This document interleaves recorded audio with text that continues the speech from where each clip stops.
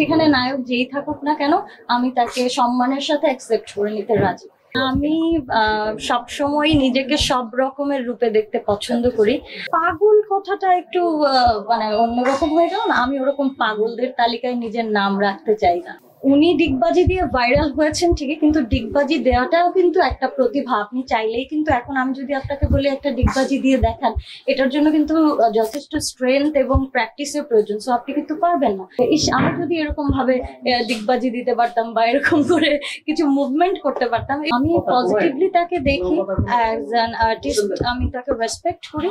কিন্তু পাগল কথাটা একটু মানে অন্যরকম হয়ে গেল না, আমি ওরকম পাগলদের তালিকায় নিজের নাম রাখতে চাই না। তার ছবি কি আপনার বালিশে আছে বা এরকম কোনো নো, আমার বালিশে কোনো ছবি আমি রাখতে পছন্দ করি না। ইনফ্যাক্ট সেটা আমার ছবিও না। বালিশটা হবে মানে যেখানে আমি ঘুমিয়ে একেবারে শান্তি পাবো সেরকম কিছু। আমি যদি কোনো কিছু ভাবতে থাকি ঘুমটা কিন্তু আমার ক্লিয়ার হবে না। সো কোনো ছবি না থাকাই বেটার মনে করি। উনি ডিগবাজি দিয়ে ভাইরাল হয়েছেন ঠিকই, কিন্তু ডিগবাজি দেওয়াটাও কিন্তু একটা প্রতিভা। আপনি চাইলেই কিন্তু এখন আমি যদি আপনাকে বলি একটা ডিগবাজি দিয়ে দেখান, এটার জন্য কিন্তু যথেষ্ট স্ট্রেংথ এবং প্র্যাকটিসের প্রয়োজন। সো আপনি কিন্তু পারবেন না। আর এটার কথা যদি বলি, এটা আমার ছোটবেলা থেকেই ভালো লাগতো। আমি অনেক জিমন্যাস্টিক্স এর অনেকগুলো মুভমেন্ট দেখতাম। আমি ভাবতাম যে আমি যদি এরকম ভাবে ডিগবাজি দিতে পারতাম বা এরকম করে কিছু মুভমেন্ট করতে পারতাম, ইফ আই কুড, বাট আমার ওইরকম সুযোগ হয়নি শেখার। বা এখন হয়তো বা পারবো না, এখন করতে গেলে হয়তো কোমরের দু একটা হাত দিয়ে দিক ওদিক হয়ে যেতে পারে। সো ওই রিস্ক নিতে চাচ্ছি না, বাট আমার ভালো লাগে। ওনাকে সামনে পেলে কি ওনার কাছে শিখতে চাবেন ডিগবাজি? ওনাকে সামনে পেয়েছিও এবং উনি প্রথম যেদিন ডিগবাজি দিয়েছেন সেদিনও দেখা হয়েছে এবং ওনার ডিগবাজি সামনাসামনি দেখে ভীষণ ভালো লেগেছে। তবে আমি শিখতে চাই না, কারণ বললাম এখন আসলে শেখার সময়টা নেই। এটা ছোটবেলা থেকে প্র্যাকটিসের একটা বিষয়। তার হয়তো বা ছবিটা নিয়ে ঘুমালে ভালো লাগে বা ঘুমটা তাড়াতাড়ি চলে আসে বা স্বপ্নের দেশে যেতে সুবিধা হয়। এটা আসলে উনি প্রথম যখন দিয়েছিলেন তার থেকে কিন্তু ডে বাই ডে ইমপ্রুভ হয়েছে। সো আই থিঙ্ক আপনি আরো সময় দেন, আরো বেটার দেখতে পারবেন। বেটার করতে করতে কোন পজিশনে যেতে পারে সে? অলিম্পিকে যাবে বা এই ধরনের কোনো চিন্তা ভাবনা? যেতেই পারে।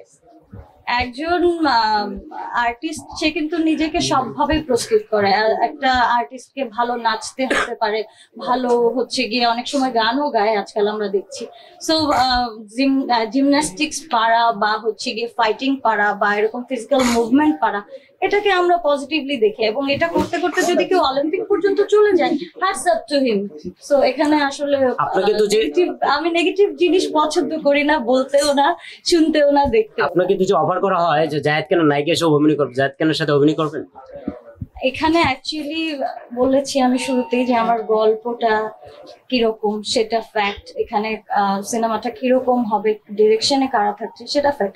একজন ডিরেক্টর কিন্তু সব আর্টিস্টকে তার বেস্ট ভাবে প্রেজেন্ট করতে পারে এবং একজন ডিরেক্টরই পারেন তার একজন ভালো আর্টিস্টকেও খুব বাজেভাবে প্রেজেন্ট করতে।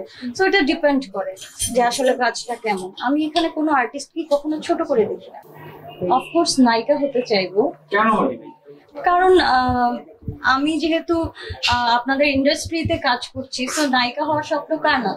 সেম আমারও আছে। তবে পছন্দের কাজ পেলে এবং ওই যে বারবার একই কথাই কিন্তু ঘুরে ফিরে আসছে, সেখানে নায়ক যেই থাকুক না কেন আমি তাকে সম্মানের সাথে অ্যাকসেপ্ট করে নিতে রাজি।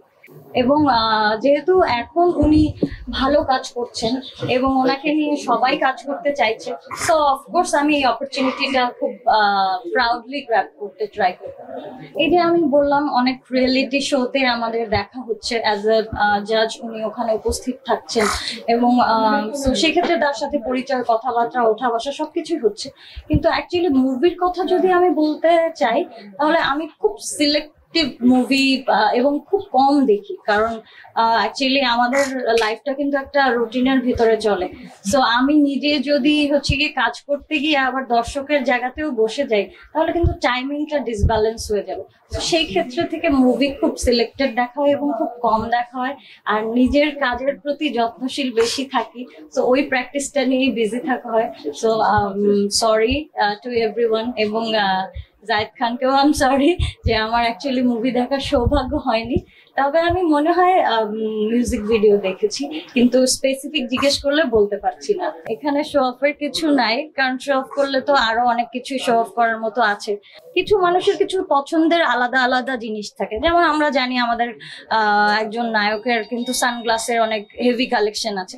এখন উনি যদি এটা শো অফ বলেন আপনি, তাহলে কিন্তু খুব খারাপ হবে, কারণ অনেকের গাড়ির কালেকশন পছন্দ, অনেকের ওয়াচ কালেকশন পছন্দ, ডিফারেন্ট, এবং সে অবশ্যই তার কালেকশন গুলো শো অফ করতে না, এটা হচ্ছে কি সবার সাথে শেয়ার করা বলে, তো শেয়ার করতে পছন্দ করবে, এটাই স্বাভাবিক।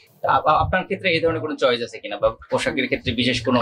আসলে আমি সবসময় নিজেকে সব রকমের রূপে দেখতে পছন্দ করি, এবং সেক্ষেত্রে আমি স্পেসিফিক কোনো ড্রেসকে সাপোর্ট করি না, সবকিছুই পছন্দ করি। তবে বাঙালি হিসেবে শাড়ির প্রাধান্য সবার উপরে সবসময় ছিল এবং থাকবে।